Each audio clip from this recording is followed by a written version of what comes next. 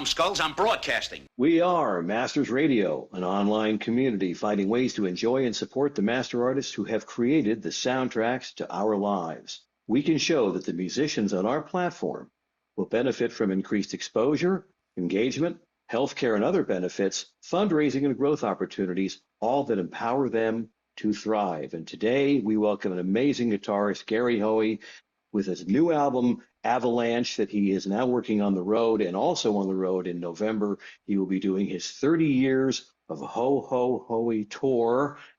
I will tell you, sir, that a ritual of mine, and my son will tell you from when he was a little boy, is Christmas season didn't start until God Rest was played. Awesome. Every season. Yep. That's a Absolutely. great one. That's Absolutely. awesome. So, Gary, thank you for being here. My pleasure. Let's talk about Avalanche. Sure. Let's talk about Avalanche a bit. You call this a therapeutic return to your rock roots, and you released it on your own label, which is kind of cool. We've seen it since May. It's been out there. I love it. There is such a broad spectrum of music. You know, people who listen to Hocus Pocus or the Christmas albums may not know there's a lot of vocal talent there, and and a lot of diverse songwriting. There's some great power pop kinds of songs in there. There's a classic blues song, and of course, Lita Ford. I We'll know, get to her and the shortly. Queen, Lita Ford, on "You Know I Would," which is the new video and the new single, she killed it. She just totally killed it. But thank you so much. I'm glad you liked the record. You know, it's weird. I mean, a lot of people know me as an instrumental guitar player, and some people know that I sing the blues, and some people know that I grew up singing. So I've always been around singing, and I love songs. And I think, like you were talking about, like the therapeutic thing, like what I went through, there were just a lot of stories that kind of came from that life experience that came into these songs. And, my next record could be an all instrumental record for all I know. It's just what I was feeling. Cool. Well, speaking of what may be coming next, when you look back now at Avalanche, is there a moment on the record where you said, "That's the sound I've been looking for years"? And how will that affect things that come later?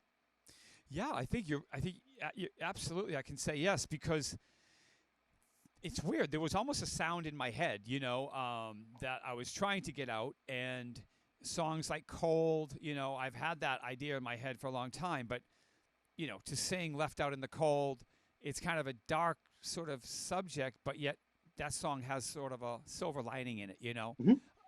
And then there's other songs that were like that, like Avalanche. I didn't think that was going to be the title, because I started writing the album during the COVID lockdown, and I wrote a song called "Break Free," which is on the album, and I thought "Break Free" was going to be the name of my record, because we all just wanted to break free. Yeah, um, right. and then my mom passed away, my sister passed Mhm. away, and all this stuff happened to us, and my wife's family's house burned down in the Pacific Palisades. So Mhm. it was just one thing after another. And I said, maybe the album should be called Avalanche, because I felt like I got hit by everything one at a time. And I kept trying to get up for air and figure out what's going to happen next.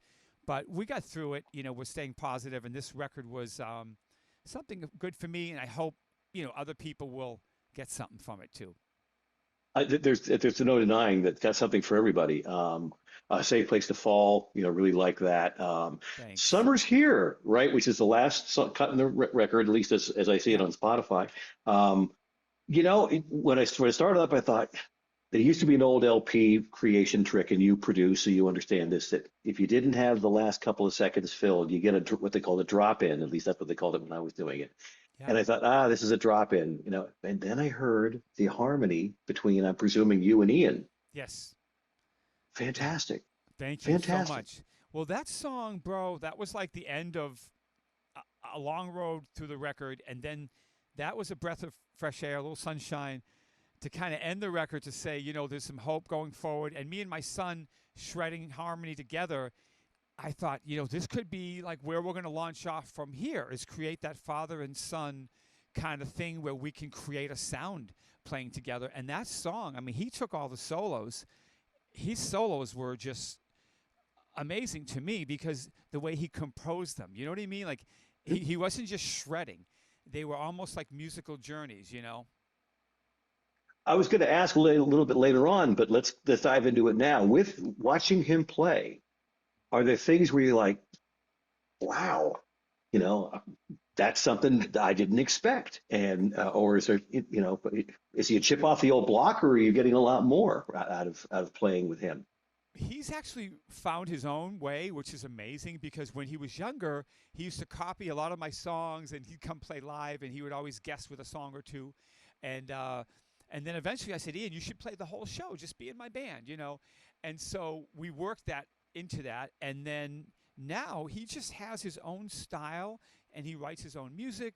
And when he solos or whatever he's doing, he's becoming his own person. And that I really love because, he can't be a clone of me.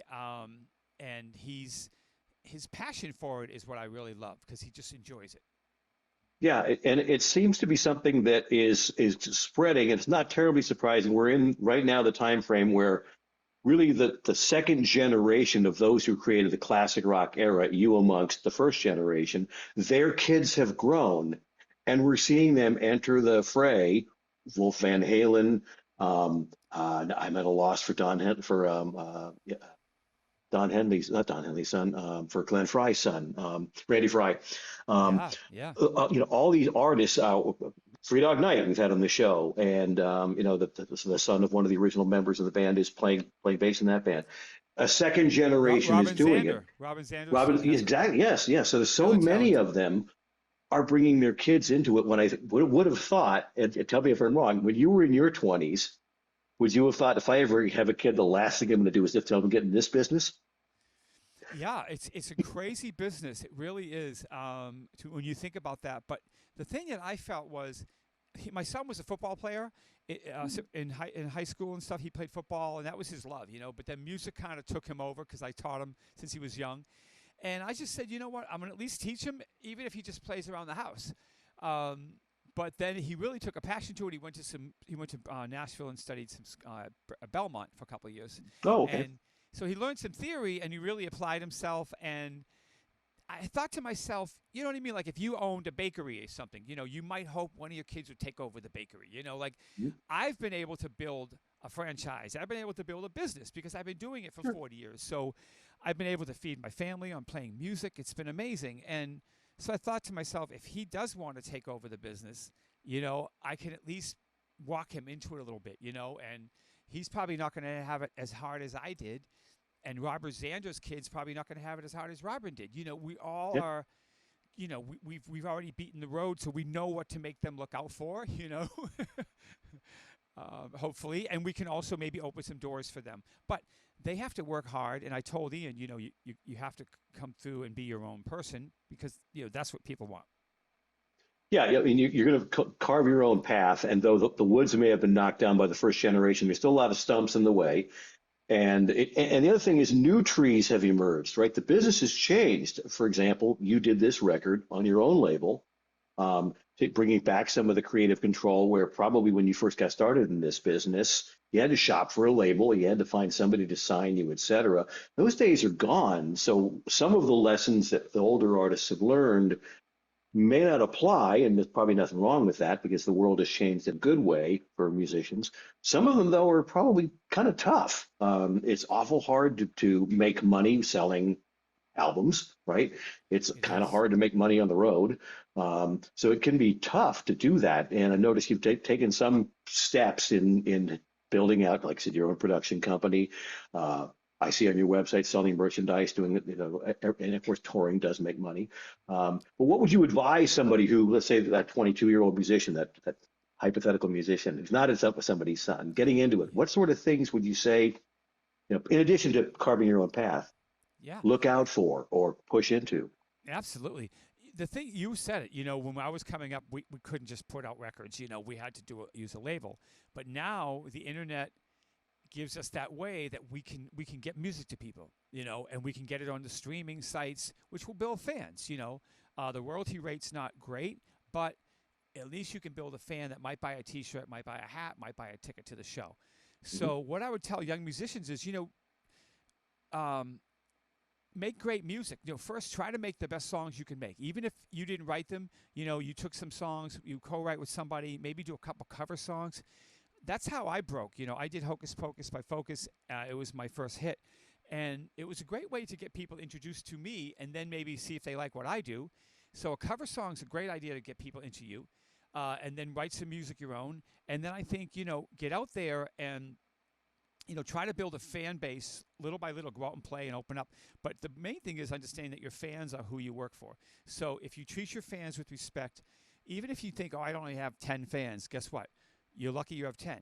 Then you might have 20. Because I remember touring in some cities, I would have 20 people there, and then you come back and there's 100 people. So it's like you have to treat every fan like they're very important to you, and that, you want to please them.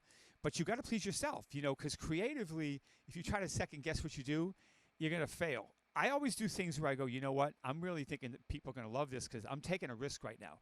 And that's something that creatively we can do now because we can work in the room I'm in right now. I'm doing records in this very room I'm sitting in. So I don't have somebody standing over my shoulder. So I'm not saying sometimes you need somebody standing over your shoulder. But sometimes you want to be able to just go, you know what, let's try something really crazy and see if it works. Yeah, yeah, and there's becoming more visibility into the process. There's a number of artists lately who've done documentaries about how they make records, and of course, there was a very famous Get Back series that showed how George Martin whipped those young guys into shape to make what the Beatles became. So, Amazing. but yeah, a lot of that is sorely missed. That there's some sort of record company provided stewardship to guide young creative minds into where they need to be. And I dare say it probably wouldn't have the kind of maturity in the creative process at 25, an artist today, that those guys had then, mostly because of who they were being shepherded by. But yeah, the business has changed in some kind of cool ways. You mentioned playing in a cover band, then you mentioned Hocus Pocus. I was in a cover band when Moving Waves came out. We played that song. I was the singer. Think that through Wow. for a minute. So all I had to do was a yodel, and then my favorite part, that great gibberish rap that's in the middle of the song. I love that. Oh, yeah, when he would go into that fast, like Yeah. crazy gibberish thingy. Yeah. Yeah. Oh, that was so cool. I love that. Because it was But so rhythmic and so strange. yep, And could you imagine if a record company guy said, that's kind of weird, we should cut that out. They might not have had the hit. it didn't make the radio edit. Yeah. The radio edit, you need to have that part in there. But Yeah. yeah, it's good to have that kind of control over it. Speaking of control in music, your sound. Um, One of the things I noticed is you use, and again, somebody plays in the band himself. There's a lot of hue and cry about amp modeler or amps, and it sounds like I think you use a Fender Tone Master, at least at some point in time. Yeah. Well, I've been using all the Fender amps, whether it's Fender Twin, Deluxe Reverb, the EVH amps that Fender made, Stealth. I have 3 of them sitting right there, a whole bunch of amps. But my son and I, it's funny you should say that, we were just rehearsing right before I talked to you. And we were getting ready for a show this Friday night. Mhm. And we were just like, I was hooking up the Tone Master Pro. And I had an A/B switch so I could have my regular amp, and I could either use one or I could combine the two. And I Oh, found it, interesting. yeah, and I found it to be really interesting. And the Tone Master Pro also has outputs where you can run into an amp if you want and have a combo amp or something. Sure. But Mhm. but I used an actual, like a really good A/B switch. And I just had it hooked up so that I could kind of A/B the both. And when I combined the two, it was so sweet because the Tone Master Pro going directly into the PA with the beautiful effects swirling around, it added and enhanced the direct amps, the regular amp sound, and together it just sounded really interesting and more spatial and more direct, and some of the special effects that you can do in the Tone Master Pro you could add, on top of the amp. Yeah, it makes sense to have an actual room that the sound can bounce around in with the amps, cabinet speakers, plus having what the modeler does. That makes perfect sense to me to have the best of both worlds, and Yeah, spatial nuances can be because affected that way. It's very cool. the Very amp almost becomes, in a way, it almost becomes a monitor. You just have it sitting there just to give you a little something. I have my guitar plugged in. I don't know if you can hear it, but Oh yeah. Yep. that's the ToneMaster Pro. Yep. And it has great crunch. It has great sustain, and then if you want to, you can just go into something, like a clean sound.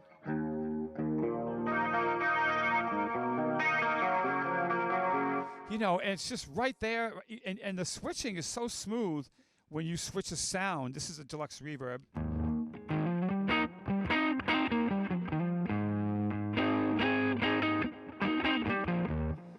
Not too bad. It's got a really convincing kind of sound, and then you can also do, if you want like a rocker, more of a rock,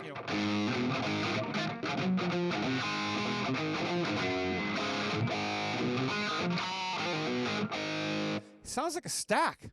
Yeah, yeah. And the best part is it doesn't weigh like one. Yes, exactly. It doesn't weigh like a stack. And then it's got some cool effects. You can do like.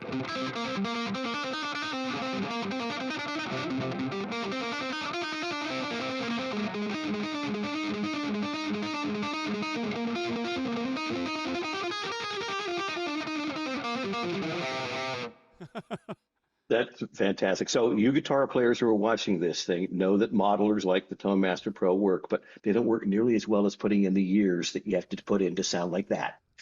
So, Yes, well, it's a great tool to have, and it reminds you of like, we're in the studio, we're always playing with plugins, and we're always trying to combine different sounds, and seeing what Fender did, it's almost like they took a bit of that studio technology and they combined it with an amplifier, so you can drag plugins around, but they're just stomp boxes. It's the same basic thing. Yeah, it's just digitized your signal chain. Yeah. Which is a great way to do it for no other reason than, again, saving weight. Yeah, so I saw one of your videos where you're using Pro Tools. I'm an Ableton man myself, but I will tell you that from here on out, I am calling all the waveforms that appear on the screen little fishies. Awesome. I love that. That's great, man. Because they do look like little fish tails out there. They do. They're just going on by. Yep. And I watched as you gave away a guitar, a Lee Stein guitar, Lita Ford, and you on it, Fender Squier. In fact, a red one like I used to have. I thought it was a great guitar. I'm a keyboard player, so what do I know? But I thought it was a great guitar for the money, and it really is so much easier to get lighter to get a really good sound out there. We had that Squier. I had it at the house, and I played it a little bit, but it really played amazing, and it sounded great. And I was just amazed that a $300 guitar can actually have a really good tone, and the neck was kind of small, so the woman Jill who won it, she said, "Oh, this is perfect for my hand." So I was like, "This is great." That's the reason I got it. Was it just a little bit thinner in the neck? Because I hate the way guitars make me feel. That's why I play keyboard. But so now you're about to hit the road. Actually, you are on the road starting Friday, right? Yes, we'll be back on the road Friday with the band and my son, and then we'll be heading down the coast. I'll be seeing you. We'll be heading down to Maryland and Virginia for a few shows in a row.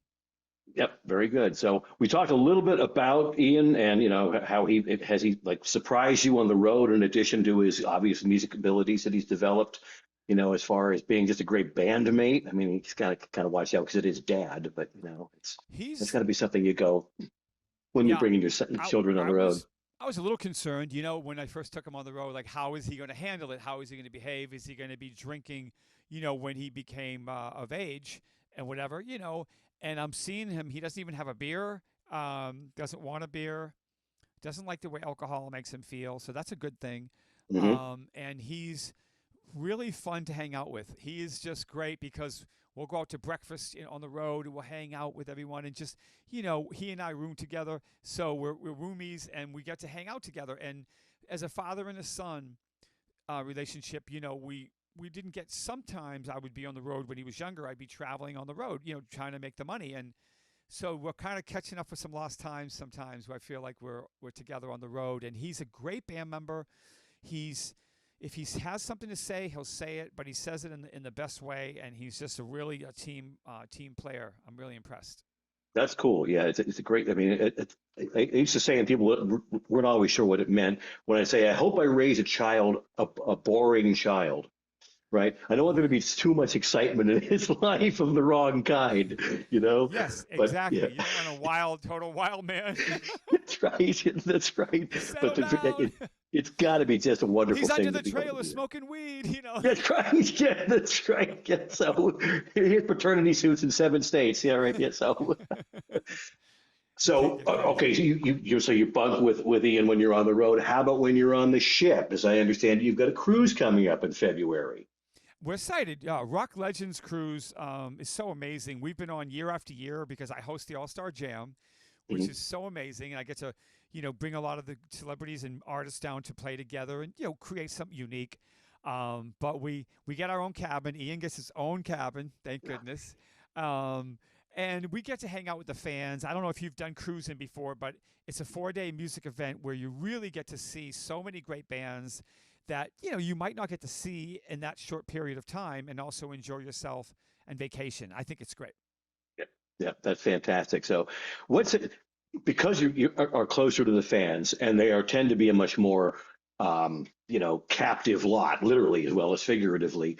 Is there a creative risk you might take on a cruise ship that you wouldn't normally do on the road or in a recording?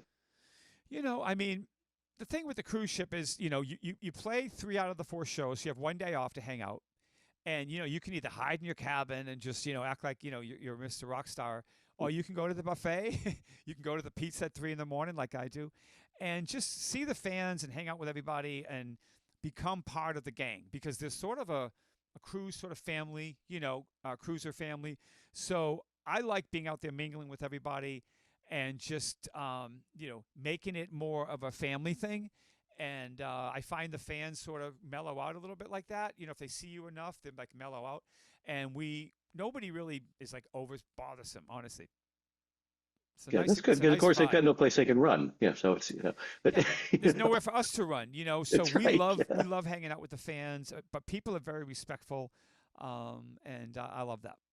Yeah, and I think once you've got some age behind you, and you begin to dwell on some of the same, and most of the people I would say that are going to the cruises are probably your age, although they may have their kids with them, but probably around the same age as the musicians are. And you've got more important things in life, than how much tequila can you knock back in the bar before it closes, and I Yes, think that's yes. probably pretty important. Yeah, yeah, Yeah, that's people are cool. there to have a good time. But man, they'll hang in there. They'll be still up at midnight listening to the music and just dancing on the deck and like I'm amazed at, we talk about people our age, but I got to tell you, some of these people in their 60s and 70s and some of them even in their 80s, bro, they are partying to the break of dawn. And they're not drinking all night, but they're just dancing all night. And Yep. some of them will take a nap. They'll come back out for the late show.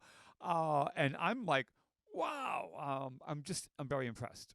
Yeah, I mean, think about how they grew up. I'm reminded of the generation before us. There's a place down here called the Spanish Ballroom outside of DC where they jitterbug and swing dance. And most of the couples Cool. that come out and do that are in their 70s, 80s, and some of them are in their 90s. And the moves they can do, because that's what they were doing when they were 20. And So, by doing it, they're still keeping that health. and I they're still love keeping their health. I Yeah, love that. absolutely. Absolutely. What keeps you young? What keeps you engaged in the game? For me, honestly, I mean, my son helps me feel young because I'm always hanging out with him. But, for me, staying in the business and trying to keep up with what I have to do because there is a lot of demands with traveling and social media and trying to spend time with the people you love. I've never felt so busy in the way the pace of life is now. But to keep myself going and keep my sanity, I walk in the morning. I get up, I walk about an hour every day, and I don't run anymore. I just kind of walk, and get a good sweat going. I put a hoodie on and stuff, and just try to get that blood going, keep my legs moving, and then just do some stretching. And then I like to do my core. I'll do some crunches and stuff because if I don't keep my core strong, then my back goes out and I get all kinds of trouble. So that's what keeps me trying to stay up to the pace and drinking lots of water. which I have right here. I have a bottle and a glass. So Yep.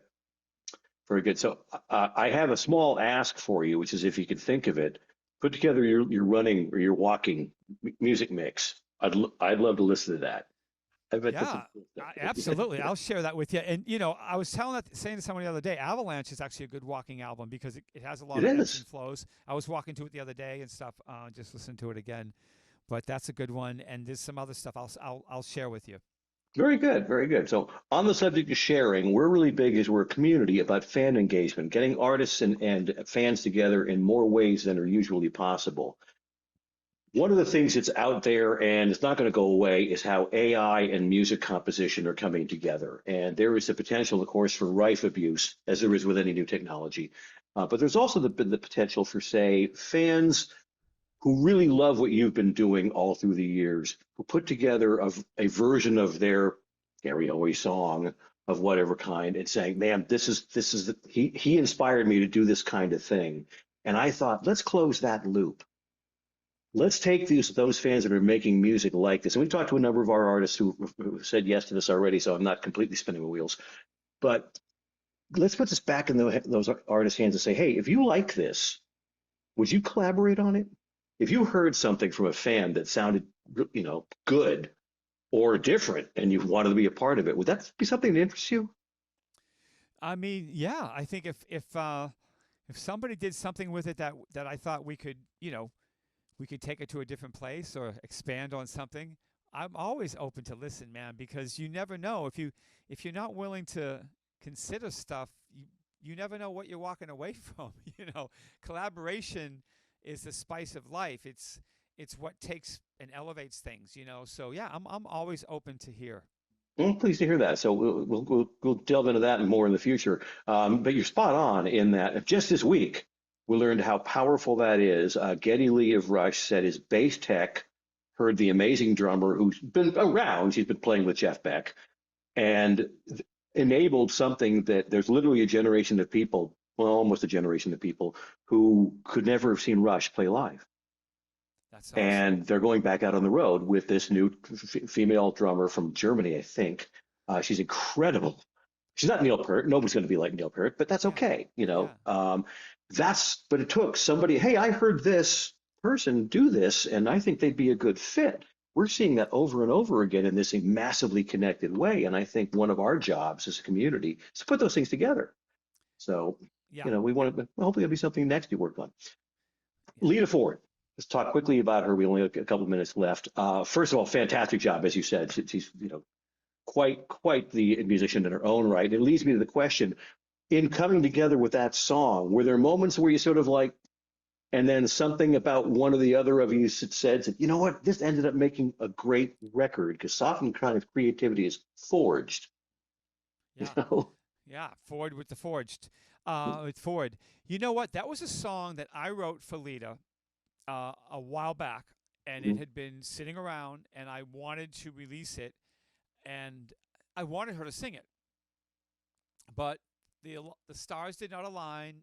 She heard the original demo, and she liked it, and was very into it. And then time passed, and I was doing my new record, and I was just throwing songs in the hat, and I did that one, and I sang a version of it with me singing, and I played it for Lita, and I played her some other songs because I said I'd really love you to be on the new record, and then she heard that song again and said I really love this song, and I said I love this song because of you, so my dream is for you to sing it, and she said, oh, I would love to, so she came to the studio and she sang it, and honestly, it's become our song now because she helped me to turn it into a hit. And I told her, I said, this is, we're splitting this down the middle because you're what brought this song home. And she helped me with the production, the creativity, and making it, really what it is. So I couldn't be more happy with it. And the fans have been just responding so great to the song. And that means more to me than anything. Yeah, and that one because there's two masters, she and you on it. That's in our rotation, the Masters Radio at present. Um, for her new record, I understand you're the producer, and I don't know if you have a date in mind for it yet. The new record, I know Lita is working on finalizing between her and her management, like the date, But she's going to have a new record in the new year Mhm. out, and I haven't heard a date, but I know she's super excited to get it out, and as am I, because it's just got a great. The whole album has a great concept, the way it all fits together, and I've always said Lita, like her connection to Ozzy and her connection to Alice Cooper, like the way Alice is just has this kind of fun dark side, that they play on. They're really nice people, but they Right. love to play in that world. Yeah. And Lita does it so well on this record. It's so dark, but it's Mhm. so good. Cool. Looking forward to that. Very, Yeah. very good. So, what's next for you? Well, I spoke with Lou Graham about 2 weeks after I think you did a session with him, and he said very nice things about you. Oh, thanks. I understand you're doing something with his All Stars again, right? Also in the new year? Yeah, we just played a show, and then we'll have more shows in the new year with Lou. And yeah, it's just an honor to play with him. He's such a legend, such an icon, and a great guy. So whatever he's doing, I'm there. If he wants to keep playing more shows in the new year, which I think he's going to do some, then before he retires, man, I'm just happy to help him out. He is absolutely truly a legend, and yeah, just an all-around great guy. So, what's next for you after this? You got the tour coming up. The Avalanche will work. We'll be working for a little while because there's a lot more songs we're going to be playing. I'm sure others will as well. What's after that? Well, we're going to keep working the album, and then we're going to do some more videos coming up for it. And then I'll be out on the holiday tour, the Right. 30th anniversary. And I have some new music I've been recording. We're going to try to squeeze out a new Christmas record. And I can't wait to share some of the music with you. I will send you some stuff. And I found some songs I haven't done, man, and I'm having so much fun with them. And Max Norman, who mixed Avalanche, is helping me mix the Christmas record. So it's really getting a great sound. And I think the fans that love the Christmas stuff are going to be really happy when they hear the new stuff. Excellent, excellent. All right. Well, is there anything that you'd like your fans to hear that we haven't talked about so far today? I think we've covered so many great things. I'm just looking forward to seeing everybody, out on the road and in the new year. I'll be working on some new projects, recording new music, obviously, and maybe doing some shows with Lita to help support her record. And I'm going to plan to do more stuff online. Just get more online and, like we were talking about, sharing the process, sharing what's going on. So I'm going to try to do some more of that. Excellent, excellent. Well, folks, we have been speaking with a truly fantastic guitar player, producer, and just a well-rounded music business professional, Gary Hoey. And thank you so much for that. I really appreciate you joining us today. Thank you, my friend. Really enjoyed the time with you. Appreciate it.